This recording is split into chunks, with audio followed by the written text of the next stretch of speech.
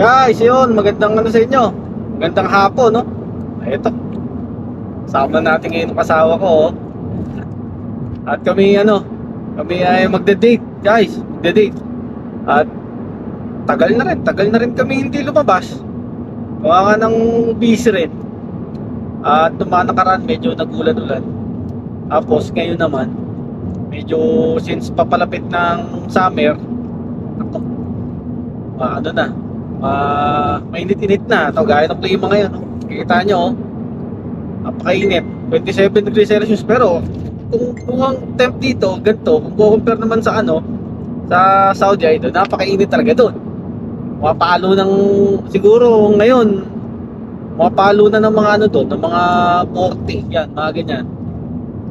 Kaya medyo sanay na naman tayo sa mga ganitong klima. Pero ano pa rin talaga, mainit pa rin. Eto, punta kami ngayon guys ng sa mall na malapit dito. Compare dun sa palagi naming pinupuntahan dun sa Metro Town, kung naalala nyo. Madalas din kaming magpunta ng mga nakaraan doon. Pero ngayon itong pupuntahan namin, medyo malapit-lapit ang konti doon sa Metro Town. Ang pangalan ng mall na to is yung Willowbrook. Willowbrook, dito lang yan sa Langley. At medyo kami stress.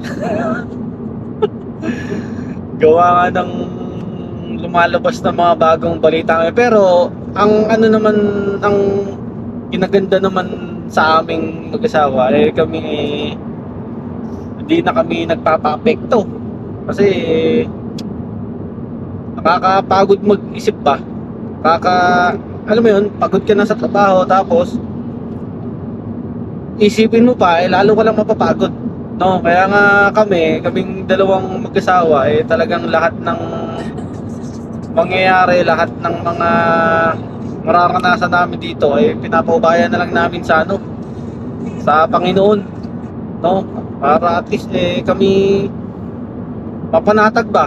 Kasi 'di ba, sa kanya naman talaga yung sa kanya ka naman talaga makakuha ng kapayapaan, 'di ba? At para malinaw na pag-iisip, malinaw na desisyon, 'di ba? Kaya lahat kahit anong problema pa yan, wala, hindi na namin iniisip.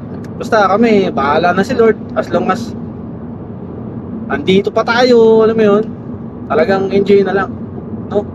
Enjoy na lang kasi lahat naman na nangyayari sa atin, lahat ng mangyayari sa atin talagang yun naman ang mas makakabuti pag ginusto talaga ni Lord na para sa'yo talaga pero kung hindi, talagang hindi na bibigay sa'yo, no? Well, ayoko muna mabanggit sa inyo kasi naman yan, di pa naman yun sure. Talagang praying kami na maging positibo lahat ng bagay.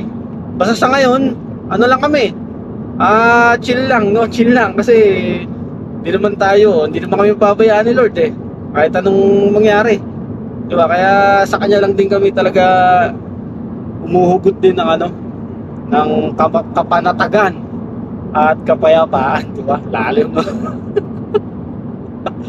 Eto, andoy na kami guys dito sa Langley, sa Willowbrook.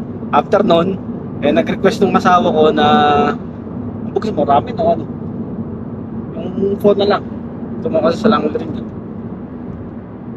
Bahala na raw.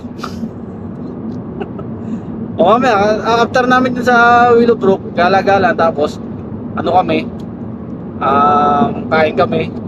Tapos pag kami guys, paborito niya yung milk tea. So may chat time, na-trailer natin doon.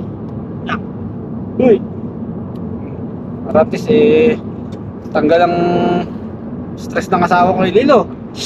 Uy, siyempre kasama natin si Lilo at dala-dala namin yung niya, yung stroller niya, no? Uy, ay ka dun sa camera dali. Iyo, ay doon. Uy, ay, busy.